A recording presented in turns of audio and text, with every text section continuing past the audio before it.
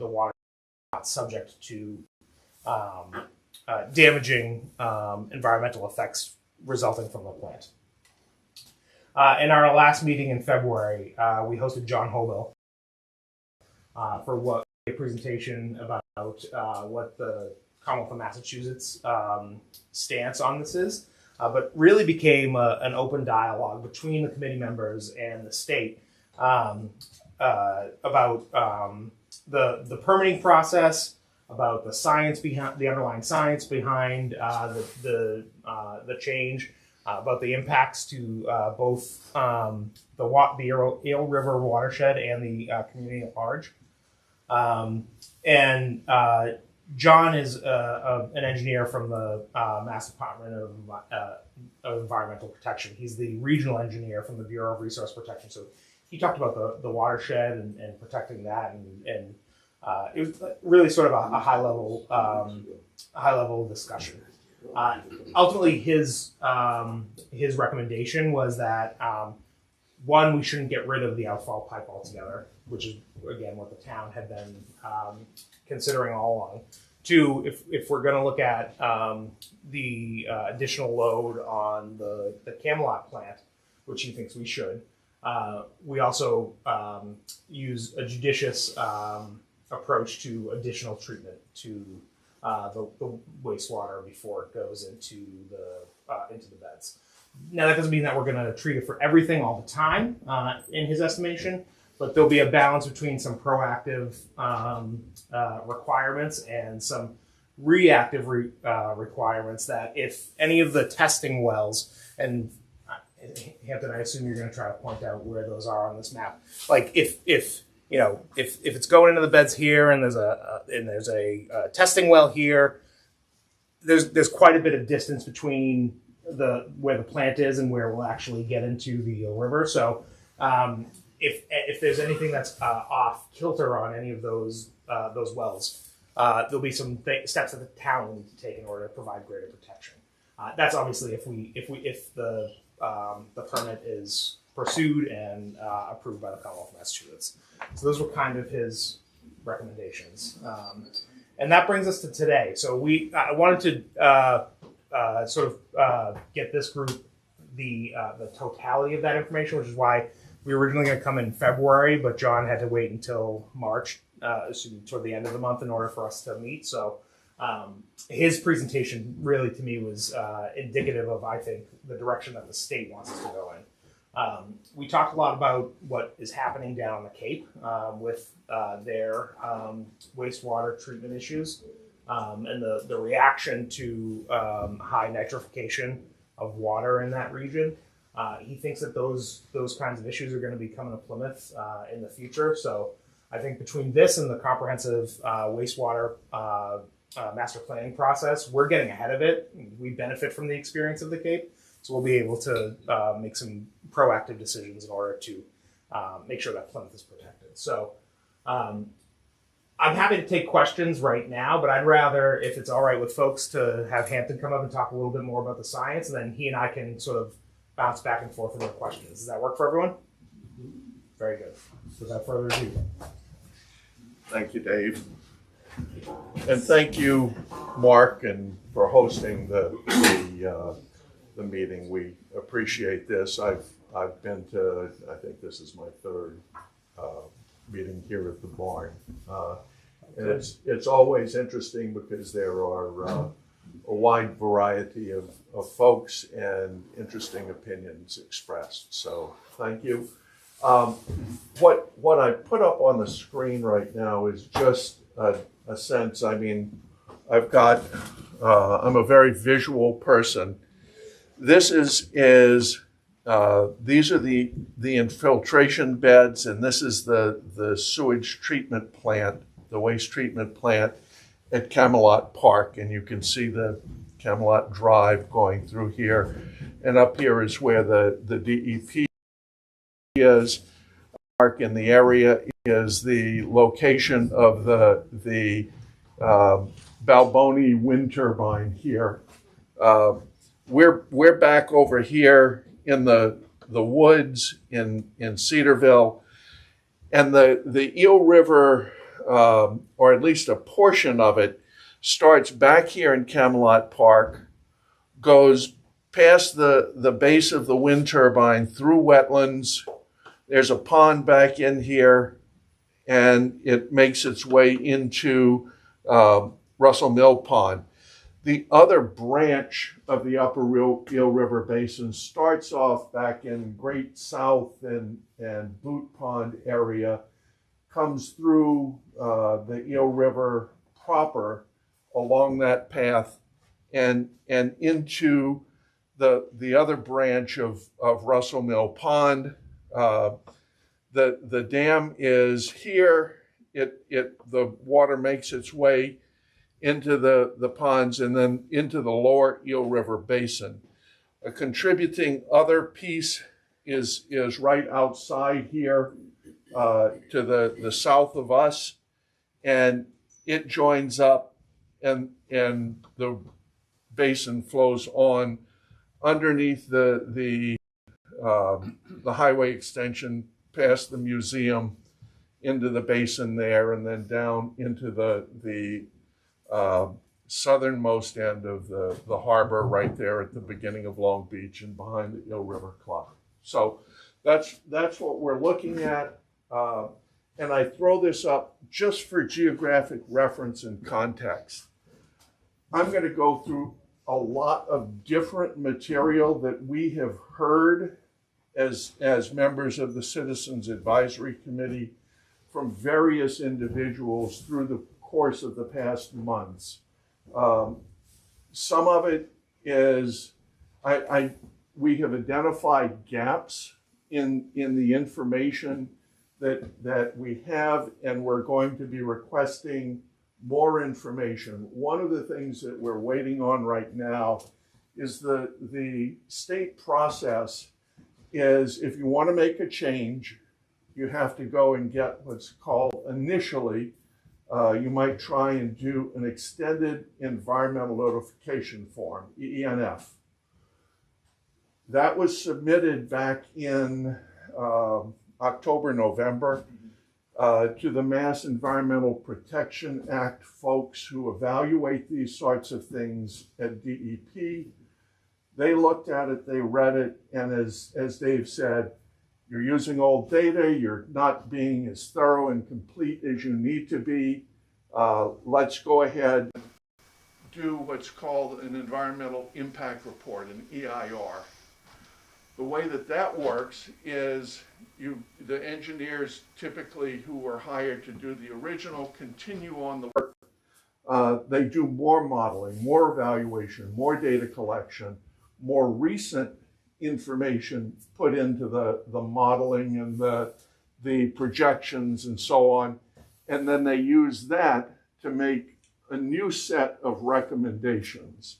And this is really on what are the alternatives that we see in providing good solutions for potential environmental problems. So what we're looking at is, how do we make sure that we have a minimum of impact and a maximum of benefit? And part of that is, you can do anything. We could put a reverse osmosis facility in the plant, but that's enormously costly.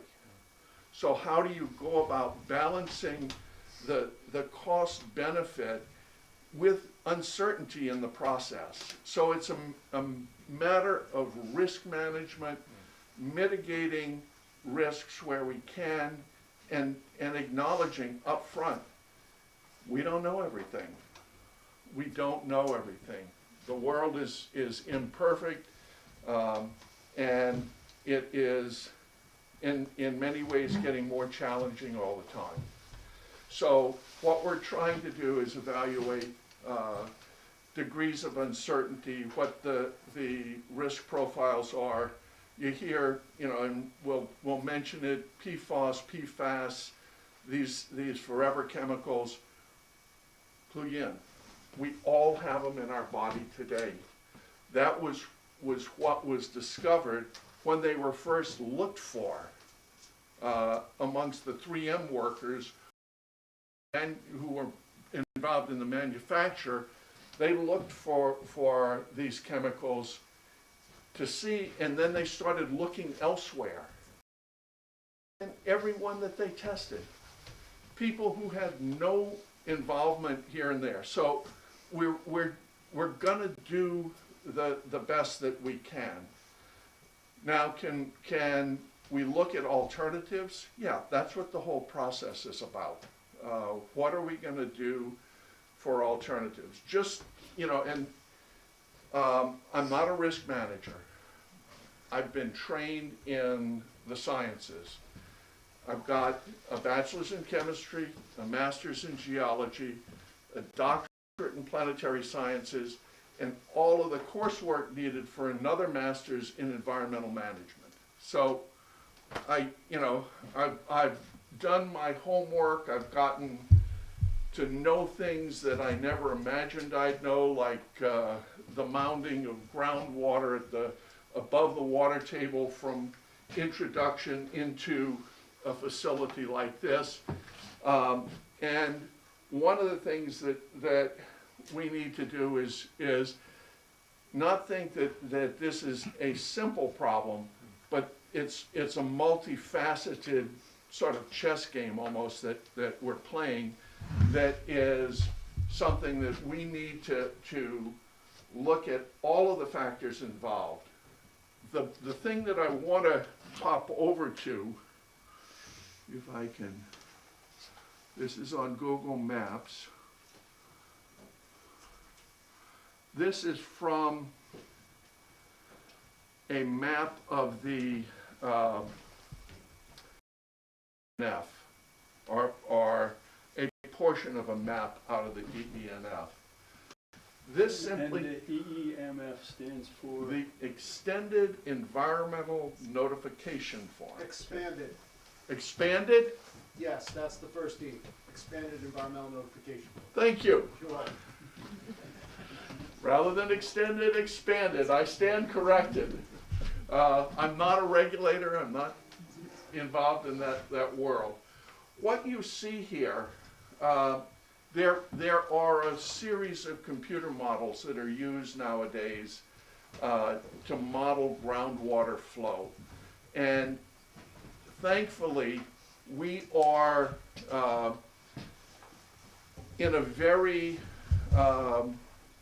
conductive soil type. This glacial sand that Plymouth has been built on is causing all sorts of other angst in other ways in town nowadays. But what it does is it allows for water to flow very readily through the subsurface. You hear about the water table. The water table is the top of the zone where groundwater flows, and it's recharged by precipitation, rain, snow, snowmelt, and so on, going into the surface, percolating through the leaf litter and everything that's been built up on top of the sand, down into the subsurface, where it then gets down to a point where you're saturated. And if just like you would imagine a marble rolling downhill, if you put water into the ground, it seeks the locally best path, the easiest path of travel to lower levels. It flows like a river, if you will, on the surface, only it flows in all directions underground, unless there's something like a clay layer that would impede its flow. That is very low conductivity, and it would then, there are certain things that would happen. But here we're modeling the subsurface, and this is done by Horsley Witten, of the water, and you can see something interesting. You can see the flow lines moving away from the plant, and then generally, even down here, bending toward the ocean. What's going on, and these are the highways. Several things I wanted to point out in this map. Here is the wetland area. Here's where the pond is, and it's on the side of that the mast of the tower is it's not exactly, but it's close by the tower there with the wind turbine on it. These are the 5 infiltration beds. They're not small. They're roughly the size of a football field each. We as a committee went out and had a tour of the plant and looked at the beds behind the plant.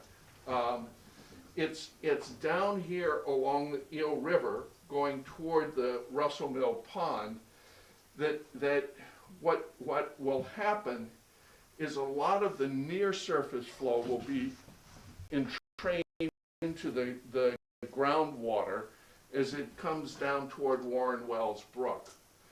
This other remains underground, and you can see the contours, and these contour lines are feet above sea level. Starts out at 70, 72 at the plant, and then moves out, and you can think of the way that these contours are drawn are perpendicular to the flow lines in the flow field. We think of the aquifer as a big mound of underground water, fresh water. And it's always flowing toward the ocean, towards sea level. And eventually it gets out to a zone where it mixes with the salt water underneath the substrate below the ocean surface. And it carries with it the materials that are dissolved in the water. So you're going to be layering on top of the existing aquifer another mound of water, and the difference. This is where I don't want to get too technical, but the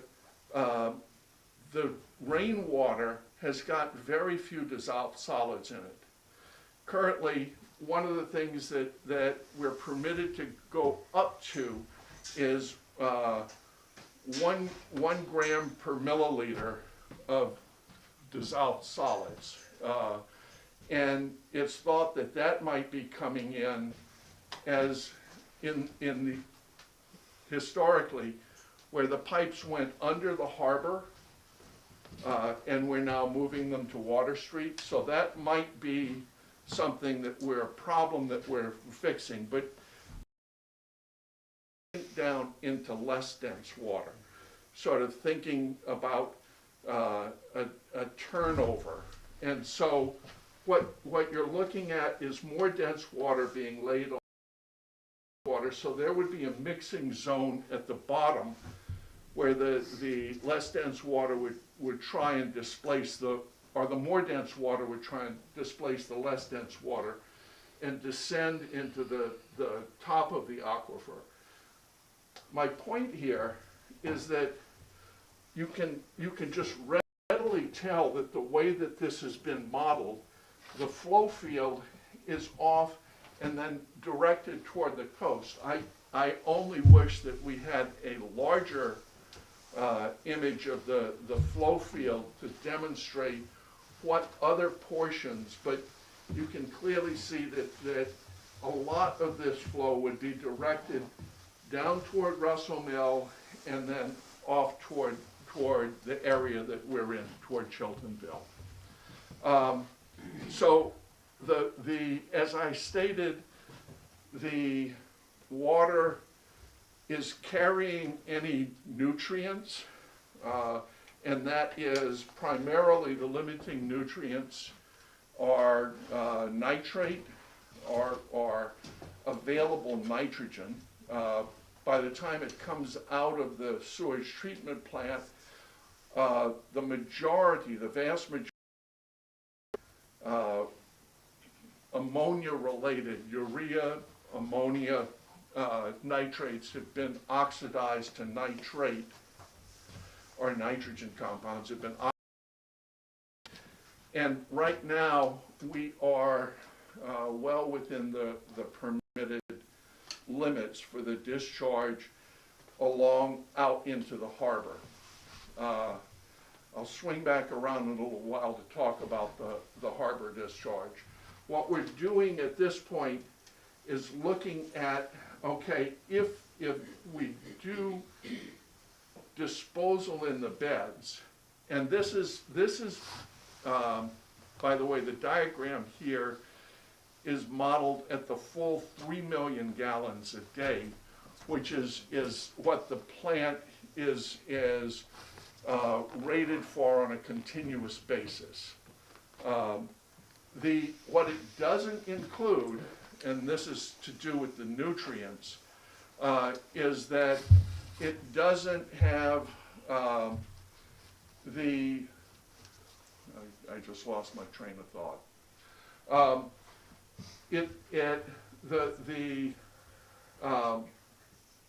doesn't have the ramp up. Yeah, the ramp up from where we are now, with very little being discharged into the beds, to the point at which we're going to be proposed to dispose of 3 million gallons a day. What this does show, and I think it's important to note, is the range of wells. These black dots are test wells that are already in place in the vicinity of the plant, downstream from the point of infiltration, and there's even one that's well upstream. But the majority of them are downstream. What was included in the EENF was the addition of 8 new test wells on the way down toward the Warren Wells Brook and the upstream of the Warren Wells Brook. Those would be used as monitoring wells to see what sort of concentration of nitrate, which is the one nutrient. The other nutrient that is of concern, particularly in freshwater environments, is phosphate, or available phosphorus. Those are the two that are of concern. The phosphorus entering the Eel River Basin and the surface waters of the Eel River Basin, both of those would promote a process that's a natural long-term process called eutrophication. Think of it as overfeeding your favorite pet dog and it getting to be my size. But it's that kind of process. It also sets to a point to the imbalance of natural nutrient loading in the waters. So those are some of the things that are being proposed. Let me see if I can bring up one more. Excuse me. Can I ask a question before you move off that slide? Sure. Awesome. I'm not sure whether or not I heard you correctly, but you said that this is a model that does not show the predicted or the potential 3 million gallons a day flow? No, it does. It does. This Okay. is the 3 million gallons per day. Okay, that wasn't clear to me. That's Yeah, what I and asked. one of the things that I will say is that as you get this mounding on top of the existing aquifer, which is really represented by these green lines on the diagram, and what you want to do from a mechanical perspective, for example, is make sure, and there has been at least one septic system that has been identified in the EENF process. You want to make sure that you don't raise the top level of the aquifer to the point that it would flood existing septic systems. And that is something that's already been identified in one instance at least, may have more impact, and when we do modeling, but that's at the full 3 million gallons a day. Right now, we're running well below that. I think the average day output of the plant is about 1.5 million, maybe slightly more, but it bounces depending upon what the daily input into the plant is. So those are some of the items. If I can just interject here. Sure. So when we talked about the ramp up, so this is what the plant would be if it was at full capacity, discharging into the infiltration beds. So what we talked about with the Mass DEP was that if we were to pursue this permit and it was to be approved, we wouldn't flip it and then suddenly it's all going into the infiltration beds. There'll be a slow ramp up over time for us to be able to do some of these monitoring processes, so we understand the impact as it's actually happening. So that's what. Can I Thanks. just interrupt? Folks sitting around the corner, you're missing out on this film strip. So if you want, there are some chairs There are down chairs here. We're quite informal. Yeah, I won't bite anybody. I may. All right. The other thing that we are taking into consideration is right now, we know that there are on the horizon certain things that are reasons for concern. I mentioned the PFAS and PFOS. Others that are things that we don't think twice about dumping into the waste stream are the likes of pharmaceuticals. I'm an old guy, I take a fistful of pills every day. And most of those go right through me and right into the when I flush. And so it is, what are the impacts of those on the environment? We don't know. There are folks who are studying that, but often it's a decade or two between having solid science and having regulation that manages the risk of what we learn. So there are things that, like I said, we could clean up the water so that you could drink it coming out of the waste treatment plant. We have a friend who's an astronaut. On board the space station, she was drinking that water because you don't want to haul kilograms and kilograms of water from the surface up to space if you can simply clean it up to the point where it's potable water. So, but that's a very expensive process. And so the thing is, you want to use that as little as possible and depend on natural system services to help clean the water that we do have to use every day.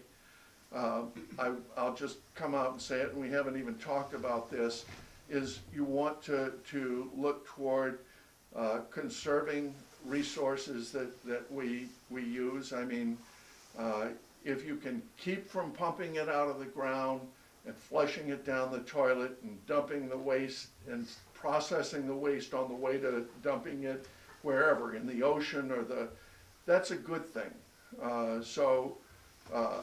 I know that there are other things, just I'll step back a little bit, that are going on. One of them is we already have a whole set of smaller packet plants around town. South High School, South Middle School, plant there. Red Brook, a plant there. The nuclear plant, a plant there. Pine Hills, a plant there. The airport, a plant there. These are not huge in size. I think that Red Brook and Pine Hills are probably the largest of the two, supporting a significant population in the community. But the thought is that it might be as part of the larger EIR, that more use of those facilities and installation in a more distributed mode around town of those would be a wise thing to do. We haven't seen the EIR, the DEIR yet. We thought that we would have had it by now, but it's available to us until sometime in April. So just for help, DIR, environmental impact report? Environmental impact report, All there's right. multiple kinds, but yeah, just EIR is environmental impact report. And DIR, Draft environmental Draft. impact report. There's SEIR and FEIR. Right, and in the process of going from one to the other and then on to permitting, there are plenty of opportunities for citizens' comment. There are often hearings that are held. One of the things that I didn't know about back in when this was originally, the EENF was originally proposed, I wasn't paying attention, so I didn't know that there was a meeting. Else, I would have been at the meeting. I, just for the record, in addition to sitting on the Citizens Advisory Committee here, for my general interest, and this will give some indication of Hampton, I sit on and attend the Wastewater Advisory Committee monthly meeting for the MWRA, where they are serving 2.3 to 2.4 million residents of eastern Massachusetts out of the Deer Island treatment plant on a daily basis. Talk about dwarfing Plymouth. That is a huge, huge undertaking. And one of the things that I've written the executive director of that wastewater to see if we might be able to get a tour of that giant facility. And it truly is I'll say it's one of the engineering marvels in our state. So anyway, going back a little farther, I'm going to click back over to the Jason, real quick, sorry. Whoop. Can you explain who monitors those wells, the existing ones and the 8 proposed? yeah. There are groups that work closely. The plant is now run by a consulting firm called Woodard and Curran. They are responsible for the day-to-day operation of the plant. And they, in effect, work for the town, and Doug Pinard is the head of that part of DEW that does the supervision of Woodard and Curran. These wells, the existing wells, are tested primarily by Woodard and Curran. The surface waters out into the Eel River are tested by David Gould's organization, the Energy and Environment for the town of Plymouth. The environmental technician there is Kim Tower, and Kim has been doing this for as long as I've been interacting with the town, which has been 12, 15 years.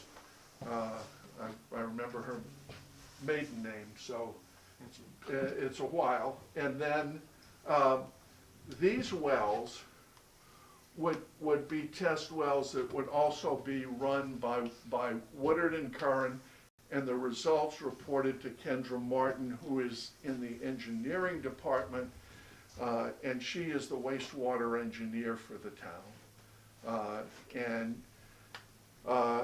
Kim's an environmental technician. Kendra is a PE, I think chemical engineer. And they're the ones who are looking closely, and I don't know I know that the operators of the plant, the Woodard and Curran folks are licensed. You have to be a licensed operator to run a wastewater treatment plant. So I asked that just to demonstrate that there's a fair amount of oversight.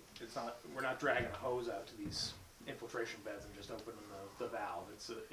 There's quite a lot of studying of the water that goes into those, that will go into those beds. Would that wouldn't be a conflict of interest that Mr. Gould is in charge of all those people testing all those wells, and there's nobody on the outside testing it? Mr. Gould is not. He's not. But you just said he was. No, Mr. Gould is testing the waterways, the open flowing waterways and the ponds and so on. They're the ones who are testing the waters of the town, meaning surface water. Okay. The wells are being tested by Woodard and Curran, Who run the plant? who run the plant. So there's no third party coming in and. They're published. They're published and reported to DEP. I didn't say that they weren't published, but I'm just saying it's the same people oversighting, turning in the same water. I don't care where the cells came from, but if no third party is testing any of those wells, the mice are running the show. I'm not sure that the, Because I Yeah, volunteer the Boy Scouts. Boy Scouts cannot test their own water. The water has to be tested by an outside source. right. Have their water tested to see that it's good. Why is the town and the people running the things testing their own water? I guess is my sample. Not that somebody's doing something wrong, yeah. but there's No, no it's not- double check. It's not like they're in a lab in town hall doing this. It's being sent out to the state. It's not simply, they're not scooping it up, going into their office and studying it. They're scooping it up. They're doing a study. They're sending it to the You state. said that there's the technicians testing the water. Yeah, there is, at the waste treatment plant, there is a lab, Yeah. okay? And that's where the testing, to my knowledge, and I may, There's no splitting samples, sending them to DEP or to anybody else for outside testing of any of that. not that I'm aware of. Not that I'm aware of. They're subject to the licensing authority of the state, though. The other one is, you said the wastewater plant was for 3 million gallons. 3 million gallons. I thought it was 5 million gallons when it was built. It And was- it had the zero factor for phosphorus. It was built to handle at an absolute maximum 5 million. That's the absolute maximum, but you never want to run one of these facilities at the absolute. The best, I thought. They 3 million would be really, if you wanted to run the plant at sort of optimum, that would be a great number to go for. And like I say, I'm not an operator. I'm more of a chemist and a scientist and so on, who can interpret the numbers. I'd love to learn more about how it. I'll just say that when we as a group toured the plant, Rose Forbes, the PE, and the PhD scientists were the only ones brave enough to go into the poop room. If you go to the plant, there's a room there where they're doing the solid separation from the liquid waste. Water access. Yeah, and you want to take a bath after you get out of the room. But it is, Rose is shaking her head, but it is, I want to learn more. So My other question is, Mr. Golden, the last time he was here, he said he would find out how much they've been already dumping in the beds daily. Because he said it was only a couple thousand gallons, because the trucks were really small, and that's why a bunch of us are here to find out how much they've actually been dumping. Yeah, so if we're dumping about, if we're discharging about 1.5 million gallons per day, and about 20% of that is going into the beds, you're talking about, is my math right? You missed my question, you Wait, said trucking in stuff. 300,000? About Yeah, but 300,000 gallons per day? There's a different, no, How what, much were you trucking in to dump into the beds? That's what our question was for you're, the last time. you're not, That's included in the 1.5 million gallons. yeah, what, Okay. Yeah. what's going on is, septic system pumping is trucked to the facility. I'm talking about the tractor trailer trucks that are 10,000 gallons that are coming in day and night round the clock Those, with Maine plates and New Hampshire Yeah, plates. I'll let Marty go, I'm sorry. So discharge from the plant is 1.5 million gallons a day. that's That's fine. effluent. That includes everything that gets dumped into the plant. It doesn't, the trucks don't dump into the beds, right? No. No, they dump into the plant and get treated. So, I mean, that's my understanding, that's Hampton's understanding, Rose's understanding. Point of clarity, we asked for the numbers from Kendra, Yep. and we did get them for the past 4 years. And on average, it was around 100,000 gallons per day coming in via a truck. What we don't have yet is where those trucks came from and what effluent was on board those trucks. Has it been tested? We don't have those answers yet. Okay. But we And do just to have be the- clear, we're probably not gonna get that And we may answer. not get it. but, because- you know. They're not tracking that. I mean, they have, they know the division between what's trucked in and what's not, but there's not necessarily like, they're not putting in an Excel spreadsheet, there was a truck that came from Maine, a truck that came from Rhode Island, like, there's just not, Or whether it's residential or yeah, I mean, it's, Commercial or industrial? commercial or industrial. It wasn't delineated out. it's not delineated at this point, so we might not get that answer. Do you think we should be doing that? Mr. Scientist in the back with a chemistry background? The thing is, it is, what we're particularly concerned about is, and I want to be pretty candid here, all sorts of stuff, whether you dump it down the drain here, or probably not here, but, or in the industrial park or whatever goes down the drain ends up in the plant. What we're most interested in is after it's treated, what's coming out of the plant. That's the key. A lot of what is, and I say a lot, the that come out of the plant don't get handled here. They are hauled to one of two sites in Rhode Island where they're incinerated. That's another whole kettle of worms. But they're hauled off-site and disposed of elsewhere in I would suspect, an EPA and state licensed facility far away from Plymouth. So it's a matter of, okay, once that's away, what are we doing with what's in the water, and what are we going to do with it? I was going to go on the next map to roughly where the outfall is, but it's beyond the jetty in the harbor, roughly 1,500 feet offshore. That's not quite a third of a mile.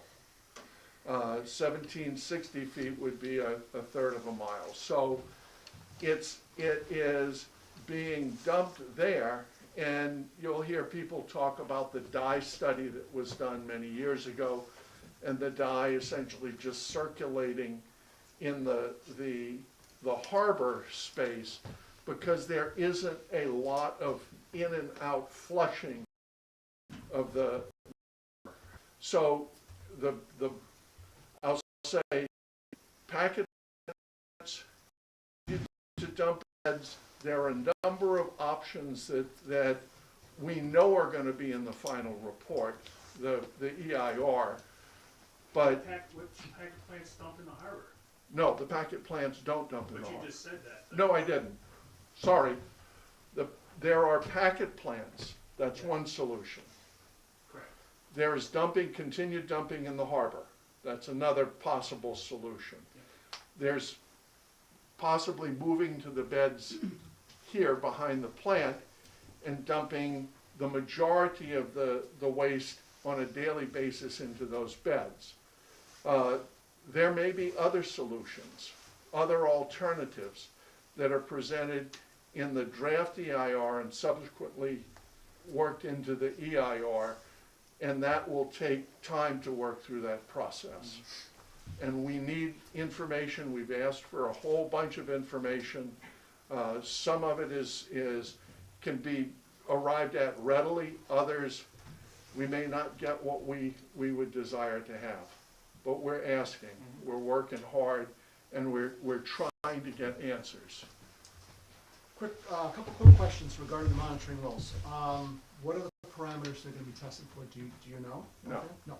Okay, so that's something that we probably should know. So, you mentioned Woodard and Kern. There are certain sensors out there now that are real-time.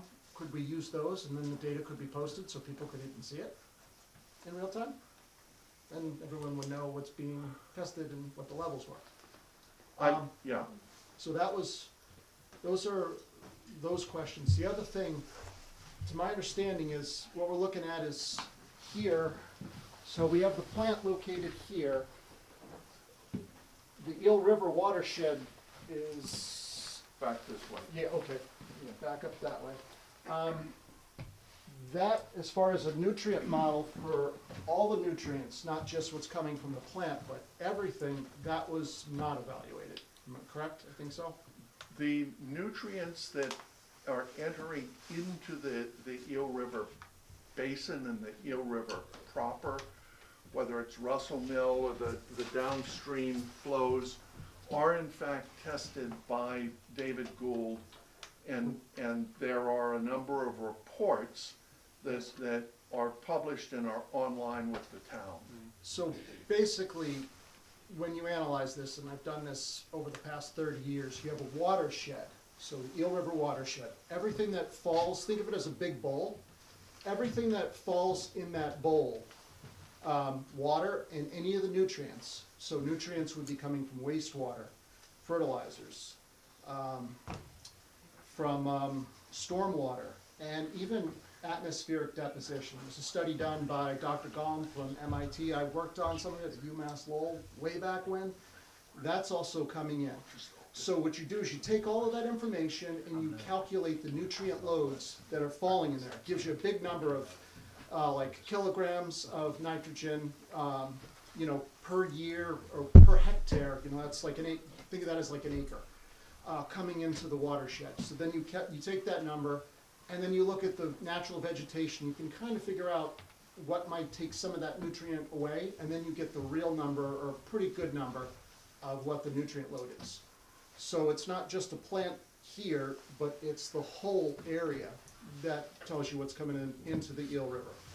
Secondly, certain areas are 303 delisted waters, which mean they're impaired. So we already have some of those areas. So what are they impaired with? Some of them are macrophytes, which are, we're talking about the secular plants, so like the type you typically see, not the small plankton, but they're benthic, they grow off the bottom. So one of them's fanwort, and it thrives on nitrate. So if you have a lot of nitrogen in the water, it grows. We already have that throughout, and that's what's listed in the 303 delisted water. So with this discharge, the harbor's already listed as a 303 D water as well. It goes out even around in front of Long Beach. So the water's already impaired. So what we're doing is we're taking out of one impaired water and we're putting it into another impaired water.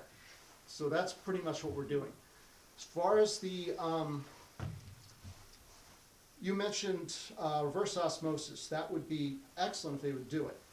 Reverse osmosis is very expensive. There are certain things that Some of the things I was working on with Taunton River Desalinization Plant was looking at natural gas fuel cell.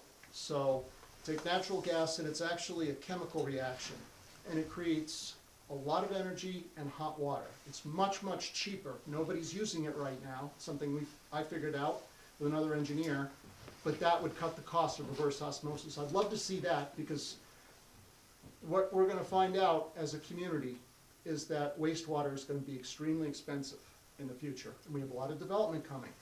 I'd like to see some of these technologies used to cut the cost, because it's gonna impact everybody's taxes. They're only going up. And that's what happened down the Cape as well. I have a house in Yarmouth, and we were saying, no, no, no, listen. Nobody listened. What happened? Now Cape Cod's spending $1.4 billion, and they don't have the money. So they have to go to the federal government. So these are things I'd like to see avoided here, because these are, you know, we still have the house down there. When you go to the beach, you go to like Seagull Beach in Yarmouth, it's full of ulva, you know, sea lettuce. It's the stuff you hold up, you can see through, it's green. It's an invasive, and it's taken over all the eelgrass beds. They don't have a lot of eelgrass, and it's nitrogen loving. So it just fills the area. They have to pull, it's weekly or bi-weekly, they pull in a large loader and they drive it down the beach and clean it up. I'm seeing it when I go on my runs on Long Beach, small amounts of it showing up. So we do want to get the nutrients out of the harbor, but what's the best way to do that? Is it, we really need something like reverse osmosis to clean the water, but it's very expensive. But if we don't pay for it now, it just keeps, it's exponential, what the cost is. It just keeps going up. So just for the sake of time, I want to make sure that you guys are. Yeah, we'll wrap up in another few minutes. There were a couple of questions here. Just want you to clarify, the well testing that's going on is being done by the people who run the plant? The groundwater's being tested by the people who run the plant? That's my understanding currently. Okay. Does the committee have a problem with that, or? I'm not aware of it being any different for any other wastewater treatment facility. It doesn't seem to be problematic given their license with the state. Hampton, in reading the original ENF, there was other locations for discharge. One of the sites was to the west on the wood lot. Right. That would be outside the Eel River watershed, cone of influence. Yeah, one of the sites is back off of Samoset. I don't know. I was actually referring to where Yeah. the large solar array is, right down in Camelot. No, that's still in the, you know, what I did just is I backed out on this diagram. These are, the white lines are sub-basin boundaries for the various watersheds. That doesn't mean that they're flowing the sub-basins, but it just means that this is, think of it as a catchment basin, a bowl. Water goes from Great South into Boot Pond, down around, and then back up through the Eel River, through the old cranberry bogs, into Russell Mill right there at here's Long Pond Road, and then on down. So this, from the top, if you will, of Pine Hill, along here, all the way down, picking up, this is Clark Road, picking up most of Pine Hill, the high school and Middle South, I'm sorry, the South Middle School, all of this is in the core Eel River Basin. That's for surface water. When you go underground, unless, like I said, there are clay layers or other things, it flows just straight downhill. So just to Lauren, follow was up, your question was, I think, when this came back from the state, they wanted the town, the engineers to study other locations. correct. Right. I think your question is, Would it be better if it was further west than where it now is infiltrated in the park, is one question. And my follow-up question is, rather than discharging this phosphorus-rich water into the groundwater, into an isolated, in a more concentrated location. Theoretically, what if it was used for irrigation over a larger period where plants would be beneficial for irrigation, and therefore take the nitrogen out and allowing much more natural distributed water infiltration over a bigger area, so that you're actually recreating more natural recharge of the aquifer and concentrating. I say that because I'm the direct abutter with the 160 acres, and there may be a solution here that no one's thought of, and that we might be able to, that discharge might actually be a valuable resource, and could be used in a much more efficient way to create a much more pure recharge to the aquifer and not create the bulge that would be created from directly discharging 1 million gallons directly into the I'll let I'm just floating that out as just a concept, because Right. we're in the process of master planning and thinking, and how can we work with the existing infrastructure in Plymouth and create solutions for everyone.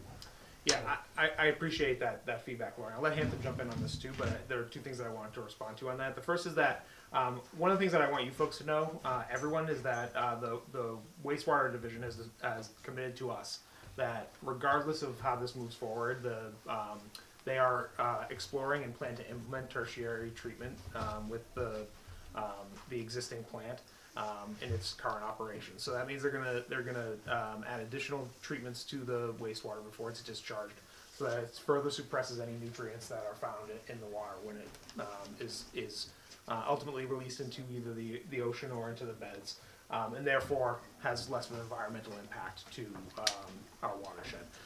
Second, I have begun exploring those conversations with the town, Loring, to see if perhaps this could be a revenue stream for the community, so that we can take some of that water, sell it to, irrigation companies, landscaping companies.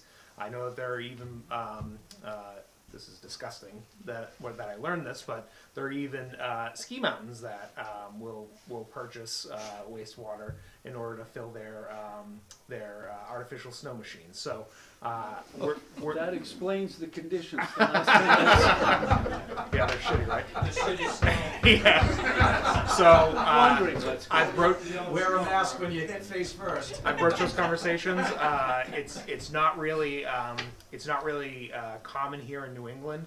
You see it more out west where there's water scarcity, but it's certainly something that we're exploring. And I don't know if you want to say anything further. Yeah,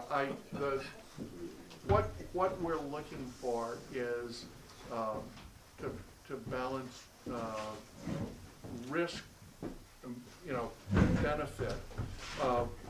Some of the things that we also need to consider is, remember I had the flow field up there. How many private wells are in the flow field?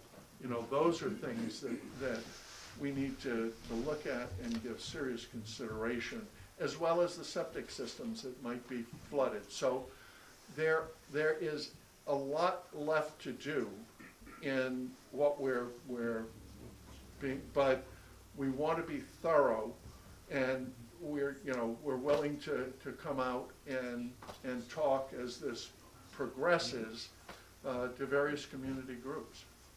So moving forward. Yeah, I was gonna say, I know you have to. Yeah. So what happens from this point forward is the group needs to make a recommendation to the select board as to whether or not we should pursue this permitting change. That's going to be a much longer process than just hearing all these presentations and making a recommendation. I think what we'll see is, as Hampton mentioned, sometime in April we'll receive the draft EIR. Most likely we'll need to submit some supplemental information. There'll be a second iteration of that EIR before we reach the final EIR. Once we have that final EIR, at that point is when we are going to decide whether or not we want to proceed with a permitting process. So I think we'll get the draft in April. I'm happy to share it, Mark, even if you want to put it on your website. It'll end up being on the wastewater division's website. If you want to link to it or throw it up yourself, I'm happy to provide that to you folks. Most likely the committee's going to be asked to endorse it, which they could say no to, but the town will look for endorsement from the committee to move forward. and then a further endorsement of the permit. Again, as I mentioned earlier in the presentation, that could manifest as a no, a yes, or a yes, but you also have to do this. So we still got a long way to go. I think by the time May rolls around, the committee will kind of be dormant for a little bit while the state's doing their work with the EIR and permitting materials. But as soon as we have more information, I'm happy to come back out here and have Hampton present to you what it means. What do you see as the possible dates for making a recommendation to the board of selectmen? I think that depends on how quickly things move after the draft EIR is submitted. Do you have any kind of idea, like, could be as early as this or as late as that? It could be as early as a couple of months. It could be as late as a year, I think is what we determined. When we initially entered into this, we envisioned it as being about an 18-month process. And that was August of last year, Yeah. so. So now, do you have to close, with the open meeting, Yes. do you have to close that? And can I ask, once it's closed, I know there are some CAC members here, they don't all have to scatter. Yeah, well, I'm not afraid of you folks, but I'm gonna duck right out of here because my 6-year-old, my wife, just pulled up in that red Pathfinder. So, Smart man. I will say this: if you folks want to talk to me at all, if you want to pull out your cell phones, I'm happy to give you my direct cell phone number. It's 774-404-4464. I see it's being written down over here, so please reach out to me directly. My email is also golden@plymouth-ma.gov. So no reason that you shouldn't reach out to me if you need anything. The other members, since a quorum won't be present, you're more than welcome to have open discussions with folks. Great. And if there are any other questions? Just one last one, you folks meet the last. Yep, we meet the Monday? last Monday of each month in the rope walk room at Town Hall at 6 p.m. Fantastic. And any other CAC members who would like to make themselves available, if you want to raise your hand, if you want to skedaddle, that's fine as well, just in case people had other questions. So. Well, our business having been concluded, I will call to close the March 2nd Citizens Advisory Committee meeting.